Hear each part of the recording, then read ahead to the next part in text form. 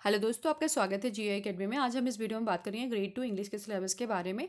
Grade 2 मतलब middle school के जो शिक्षक के लिए अंग्रेजी की शिक्षक की भर्ती होती है उसके लिए सिलेबस रहेगा। बहुत लोगों में कन्फ्यूज़न ये है कि ग्रेड 2 इंग्लिश के लिए कौन कौन लोग एलिजिबल रहेंगे। सबसे बड़ा क्वेश्चन यही रहता है। तो मैं बता दूं कि जो लोग भी यूजी या ग्रेजुएशन करा है किससे, इंग्लिश लिटरेचर से, है ना। और आप सोच रहे होगे यार हम फाउंडेशन में तो हम जनरल इंग्लिश पढ़ा है हमने, हम भी एलिजिबल हैं। ऐसा नहीं है। जनरल इंग्लिश अलग चीज़ हो जाती है, लिटरेचर इंग्लिश अलग चीज़ हो जाती है। जिनका ग्रेजुएशन में मेन सब्जेक्ट में एक सब्जेक्ट आपका इंग्लिश लिटरेचर रहा हो वही लोग इस फॉर्म को दे पाएंगे। कुछ इश्यूज ऐसे भी चल रहे हैं कि जो लोग भी मतलब एमए इन इंग्लिश वाले हैं उनको भी वैलिड किया जाए तो वैलिड नहीं होंगे, है ना। ये इशू चलते रहते हैं क्योंकि जो चीज़ें आरटीई में आरटीई कहता है वही चीज़ वैलिड होगा। और यदि आपके पास बीए इंग्लिश लिटरेचर नहीं है, मतलब इंग्लिश लिटरेचर वाला कोई है ही नहीं है डिग्री आपके पास, तो आप इस एग्ज़ाम को मतलब इस फॉर्म को नहीं भर पाओगे, वो भी इंग्लिश से। ठीक है ना। अब इसके बाद हम परीक्षा योजना के बारे में जान लेते हैं, उसके बाद फिर हम सिलेबस के बारे में चर्चा करेंगे। लेकिन मेन सब्जेक्ट इंग्लिश की ही चर्चा करेंगे और जो कॉमन सब्जेक्ट्स हैं उनको हम उनका जो सिलेबस है उसको सेपरेट वीडियो बना देंगे नेक्स्ट वीडियो में, तो वहाँ से देख लेना। ठीक है। तो अब हम देख लेते हैं कि वन कितने मार्क्स का रहता है। 150 मार्क्स का रहता है। 3 घंटे का समय मिलता है। नेगेटिव मार्किंग नहीं रहती। ठीक है ना। ऑब्जेक्टिव क्वेश्चंस रहते हैं जिनके 4 विकल्प होते हैं, एक विकल्प सही माना जाता है, एक विकल्प सही होता है। मतलब एक ही पेपर होगा, एक ही पेपर में 150 क्वेश्चंस रहेंगे और 150 क्वेश्चन एक नंबर का रहेगा, 3 घंटे का समय मिलेगा। तो अभी हम देख लेते हैं 150 नंबर का जो नंबरों का डिस्ट्रीब्यूशन होता है वो किस तरीके का होता है। तो सबसे पहला जो पार्ट होता है एक ही पेपर में, पहला पार्ट होता है बाल विकास एवं शिक्षा शास्त्र, 30 क्वेश्चन 30 मार्क्स का। ठीक है।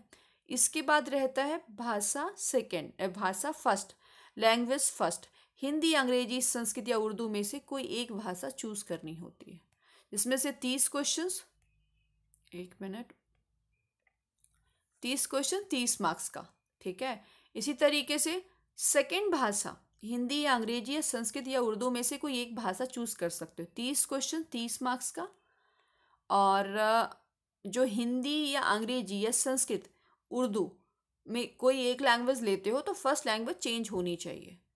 मान लो आपने हिंदी फर्स्ट लैंग्वेज ले ली और आप चाह रहे हो हिंदी लेना, तो यहाँ नहीं ले पाओगे। सेकंड लैंग्वेज में आपको अंग्रेजी ही लेना पड़ेगा या संस्कृत या उर्दू, तीन तीन सब्जेक्ट में से कोई भी मतलब भाषा चूज कर सकते हो। ठीक है।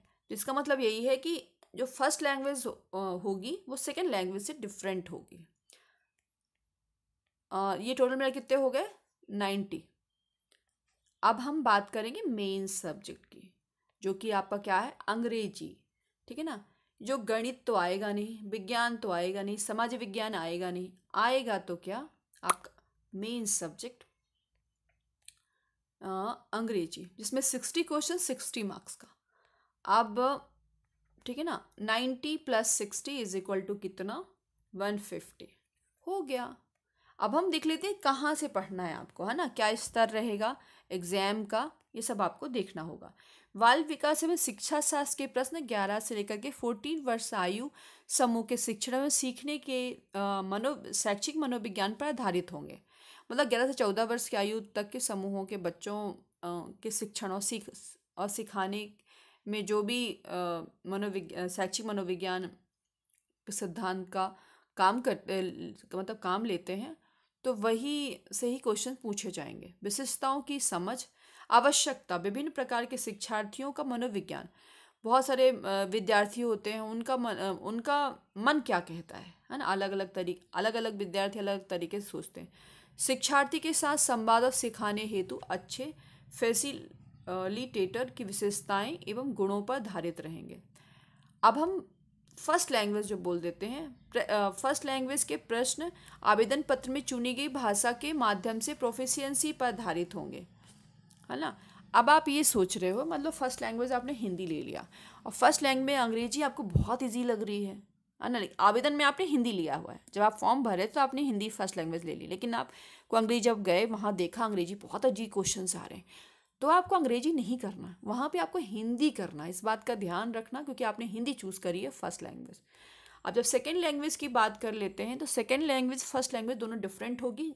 फिर उसके बाद आप क्या करोगे, सेकेंड लैंग्वेज के सेक्शन में जाओगे, उसमें देखोगे जो भी आपने आवेदन में चूज़ करा, किसी ने कोई अंग्रेजी चूज करता है तो कोई कोई संस्कृत चूज़ करता है, तो चूज़ करा है तो अब फिर उसके बाद क्वेश्चंस का आंसर लगाना स्टार्ट कर देना। आवेदक आवेदन पत्र में हिंदी, अंग्रेजी, संस्कृत व उर्दू में से कोई भी भाषा चुन सकेंगे। आवेदन पत्र में चुनी गई भाषा के प्रश्न ही हल कर सकेंगे। जो भी आपने आवेदन के टाइम में फॉर्म भरा था, लैंग्वेज चूज़ करी थी, वही लैंग्वेज आप चूज़ कर पाओगे। उसके बाद भाग 2 है ना, भाषा 2 के प्रश्न भाषा के तत्व, संप्रेषण और समझने की समस्याओं पर आधारित रहेंगे। ठीक है, अब हम देख लेते हैं जो आपका मेन सब्जेक्ट होगा। यहाँ पे ना तो हम गणित की बात करेंगे, ना विज्ञान की, ना सामाजिक विज्ञान की। यहाँ पे हम मुख्य विषय अंग्रेजी की बात करेंगे। तो मुख्य विषय इंग्लिश के प्रश्न विषय के अवधारणा और समस्या समाधान और पेडागॉजी की समझ पर आधारित होंगे। अब ये देख लो कैसे पढ़ना, कहाँ से ये जो पेपर होगा कहाँ से बनेगा और कैसे बनेगा। तो प्रश्न पत्र में प्रश्न मध्य प्रदेश राज्य के 6 से 8 एवं 9 to 10 के प्रचलित पाठ्य पुस्तकों के टॉपिक पर आधारित होंगी, लेकिन इनका कठिनाई स्तर एवं संबंधता हायर सेकेंडरी स्तर तक हो सकते हैं। भाषा पहला और मतलब फर्स्ट लैंग्वेज और सेकेंड लैंग्वेज का जो पाठ्यक्रम होगा वो 6 to 10 स्तर का रहेगा। और जो मेन सब्जेक्ट आपका क्या है, इंग्लिश, तो पाठ्यक्रम हायर सेकेंडरी स्तर तक 12th लेवल का तक का रहेगा। ठीक है ना। चलो, तो अब हम देख लेते हैं जो आपका ये जो कॉमन पेपर है, इसको तो अभी डिस्कस नहीं करेंगे, क्योंकि कॉमन एक वीडियो बना दूंगी, सेपरेट वीडियो, तो वहाँ देख लेना। अभी हम इंग्लिश, ये देखो, main language English, 60 question, 60 marks. Understanding of language 45 questions. ठीक है, मतलब 60 क्वेश्चंस रहेंगे और 60 मार्क्स का रहेगा। जो अंडरस्टैंडिंग ऑफ लैंग्वेज में 45 क्वेश्चंस रहेंगे। और अंडरस्टैंडिंग लैंग्वेज में कौन कौन से पार्ट हैं, रीडिंग कॉम्प्रिहेंशन, वोकैब्स हो गया, है ना, फंक्शनल ग्रामर हो गया। उसके बाद क्या हो गया, एक है राइटिंग का तो नहीं होता है, ओल्ड पेपर जरूर आपको देखना है किस तरीके के क्वेश्चन पूछे जाते हैं, और है ना। तो चलो डिटेल में थोड़ा देख लेते हैं। 2 पैसेजेस आएंगे इसमें, ठीक है ना, फैक्चुअल एंड लिटरेरी और of 200 words is followed by the short answer type questions. मुझे लगता है एक पैसेज दे देंगे, उससे क्वेश्चंस पूछ लिया जाएगा। ठीक है, और कोई ग्रामर पोर्शन से भी क्वेश्चन पूछा जा सकता है, या कि फिर और भी यदि आपके 6 to 10 में कोई भी और टॉपिक है तो उससे पूछे जा सकते हैं 12 तक का। ठीक है ना। A poem of about 15 line followed by the short questions related to figure of speech, form of poetry. ठीक है, ये सब आपको देखना होगा। फिगर ऑफ स्पीच में अच्छे से पढ़ लेना, बहुत इजी है और जल्दी हो जाता है, और स्कोरिंग है। और जैसे मान लो पोएम दे दिया जाएगा, फिर पूछ लिया जाएगा कि ये जो पैरा है वो कौन सा फिगर ऑफ स्पीच को फॉलो करता है। ठीक है ना, ऐसे क्वेश्चन पूछे जा सकते हैं। और इंटरप्रेट टैबुलर, है ना, डायग्रामेटिक प्रेजेंटेशन ऑफ इंफॉर्मेशन, ये आपसे पूछा जाएगा। ठीक है ना। वोकैब्स में वन वर्ड सब्स्टिट्यूशन हो गया, अपोजिट्स हो गया, सिनोनिम्स हो गया, फ्रेजेस हो गया, इडियम्स एंड प्रोवर्ब्स हो गया, वर्ड इंफॉर्मेशन हो गया। फंक्शनल ग्रामर देखना है आपको, इसमें टेंस, मॉडल, डिटरमाइनर्स, ठीक है ना, आर्टिकल्स हो गया, वाइस हो गया, नरेशन हो गया, प्रोपोजिशन हो गया, क्लॉज हो गया, ट्रांसफॉर्मेशन ऑफ टेंसेस, जैसे प्रेजेंट हो गया, प्रेजेंट से पास, पास से प्रेजेंट, ये सब आपको देखना होगा कैसे चेंज करते हैं। उसके बाद राइटिंग का कुछ ऐसा है नहीं, लेकिन जैसे a factual description of any event और इंसिडेंट और रिपोर्टिंग, है ना, process based on a given input and advertisement and notice, designing और ड्राफ्टिंग। एक पूछा जा सकता है, बोलते हैं ना एक रूल क्या होता है, रूल कैसे क्या लिखा जाता है, ये पूछा जा सकता है, लेकिन राइटिंग तो नहीं कराते उसमें। 1 एसे, वैसे ऐसे लिखने के क्या क्या तरीके हो सकते हैं, किस तरीके से हमें, मतलब कौन कौन से नियम को याद रखना चाहिए, कौन कौन से रूल्स को फॉलो करना चाहिए, ऐसे कुछ क्वेश्चंस पूछे जा सकते हैं। आउट ऑफ 4 and 5 टॉपिक्स, ये सब नहीं आता। Writing letter, application based on a given input, देखो ओल्ड पेपर देख लोगे तब समझ में आ जाएगी कैसे क्वेश्चन पूछे जाते हैं। लेटर टाइप्स इंक्लूड, है ना, इंक्लूड चलो, जैसे इनफॉर्मल लेटर हो गया, फॉर्मल लेटर हो गया, बिजनेस ऑफिशियल लेटर किस तरीके का होता है, ये सब आपको देखना होगा।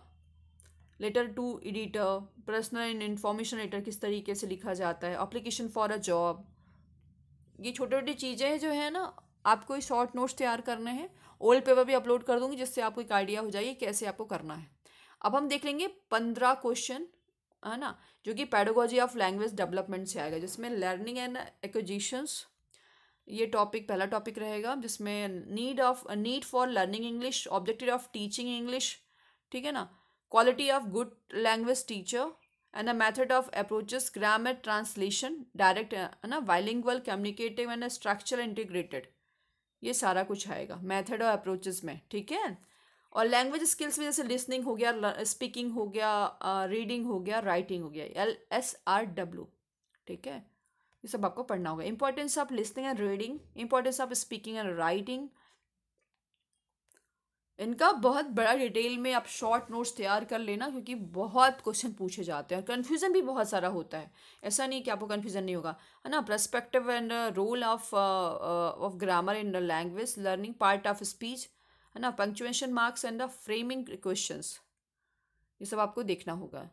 वोकैब्स हो गया, वर्ड फॉर्मेशन हो गया, सिनोनिम्स एंटोनिम्स, है ना, होमोफोन्स हो गया, वर्ड सब्स्टिट्यूशन हो गया, change in a word category हो गया, ठीक है ना। इसके बाद हो गया challenging of teaching language, planning and implementation, teaching of prose, grammar, है ना, कंपोजिशन ऑफ पोइट्री,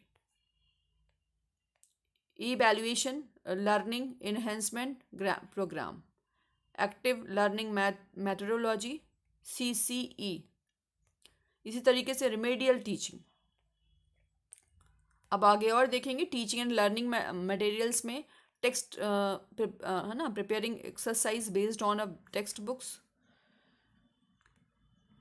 पूछा जा सकता है, नहीं भी पूछा जा सकता, ओल्ड पेपर में अपलोड कर दूंगी जिससे आपको पता चल जाएगा। Multimedia material, chart, flash card, model, newspaper cutting, CD, radio and tape recorder, इनकी सारी विशेषताओं के बारे में पढ़ लेना, कैसे यूज़ आता है और कैसे बच्चों को कौन सा मल्टीमीडिया मटेरियल किसके लिए यूज़ होता है, ठीक है ना। ये इससे कम से कम 2 से 3 क्वेश्चन बनते ही हैं इससे। तो इस तरीके से आपका सिलेबस होता है कंप्लीट। ओल्ड पेपर भी अपलोड कर दूंगी, पैटर्न बता दूंगी, कौन से बुक से पढ़ना ये भी बता दूंगी, जिससे कि आपको अच्छे मार्क्स मिल जाए और आपका सिलेक्शन हो जाए। Thank you.